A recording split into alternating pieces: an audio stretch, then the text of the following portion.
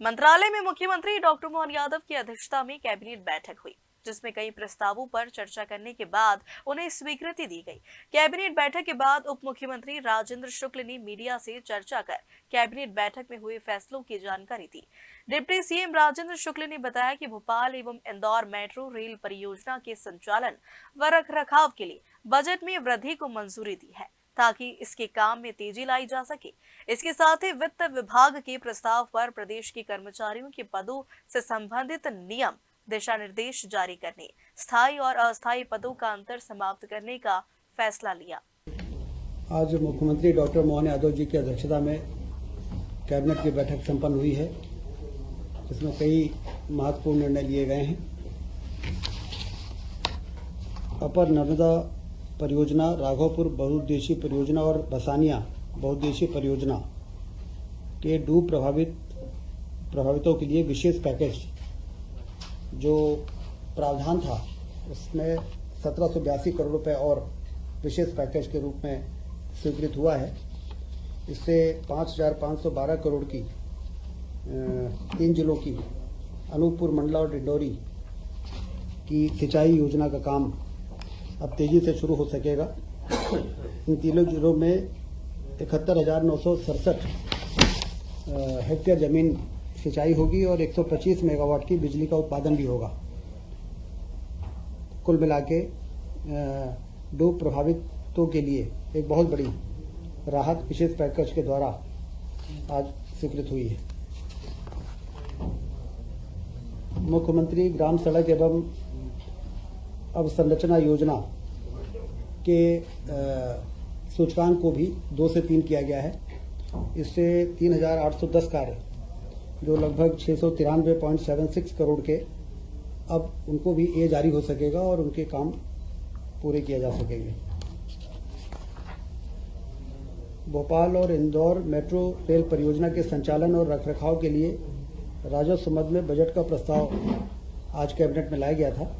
25-26 के लिए 90.67 करोड़ की राशि का प्रावधान किया गया है, क्योंकि जैसा भारत सरकार के साथ MOU होता है कि आमदनी और व्यय में जो अंतर होता है उसको राज्य शासन को वहन करना पड़ता है। इसलिए चूंकि अब ये शुरुआत है, आने वाले दिनों में स्टेट बजट पर कम बाहर आए, इसके लिए तो ये परियोजना में काम करने वाले लोग हैं अपने आमदनी के स्रोत को बढ़ाएंगे। लेकिन अभी इस वर्ष 90.67 करोड़ के अंतर का अनुमान लगाते हुए बजट में प्रावधान इसका किया गया है, जिससे कि भोपाल और इंदौर की मेट्रो सुचारू रूप से संचालित हो सके।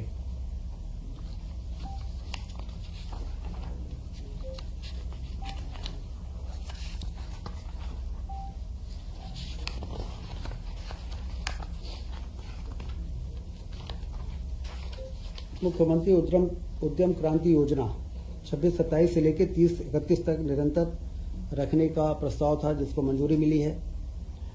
उद्यम क्रांति योजना से काफ़ी लाभ मिल रहा है निवेशकों को। इस योजना के अंतर्गत 905.25 करोड़ के व्यय के लिए भी स्वीकृति आज कैबिनेट ने दी है। योजना के तहत प्रदेश के 18 से 45 वर्ष के जो स्थानीय युवा को स्वरोजगार हेतु 50,000 से 50 लाख तक का ऋण बैंक द्वारा स्वीकृत किया जाता है। शासन द्वारा 3% प्रतिवर्ष ब्याज में अनुदान तथा 7 वर्ष तक ऋण गारंटी फीस अनुदान दिया जाता है।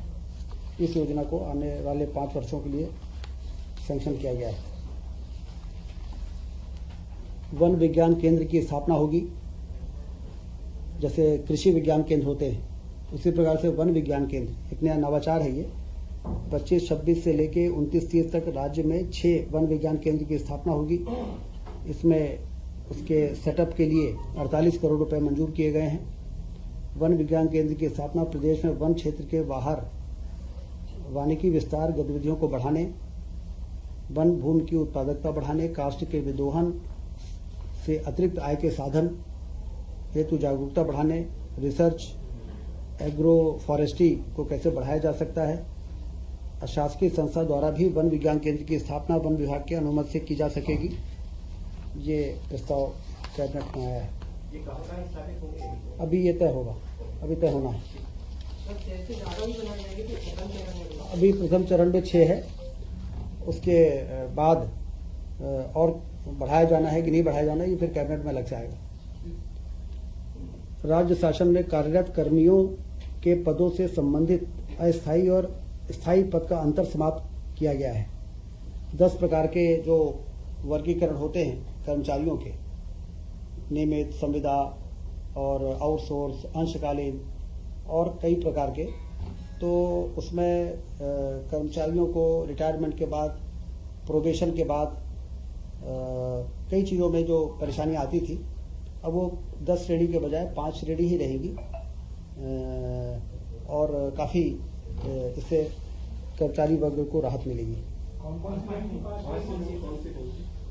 इसमें नियमित, संविदा, आउटसोर्स, अंशकालीन, इस प्रकार के जो आवश्यक श्रेणी हर विभाग के सहमत के बाद तय हुई है, तो वो लोग रहेंगे। बाकी बहुत से ऐसे आवश्यकता महसूस नहीं हो रही थी और उनको, कर्मचारियों को भी परेशानी होती थी, तो ये बहुत ही महत्वपूर्ण निर्णय आज कैबिनेट ने लिया है।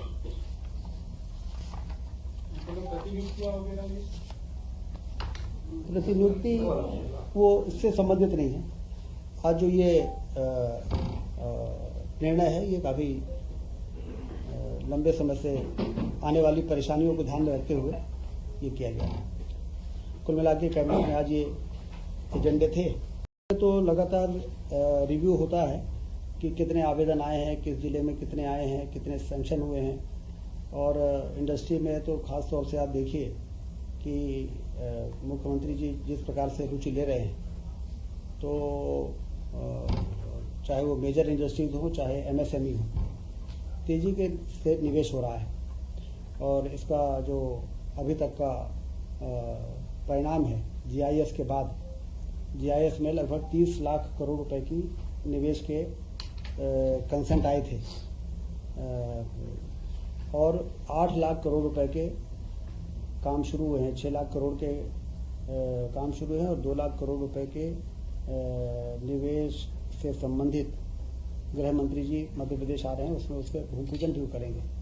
तो कुल मिला के 30% जो लोगों ने एमओयू किया था, एक्सप्रेशन ऑफ इंटरेस्ट दिया था, उसका 30% जमीन पर उतर जाना, ये अपने आप में अभूतपूर्व है।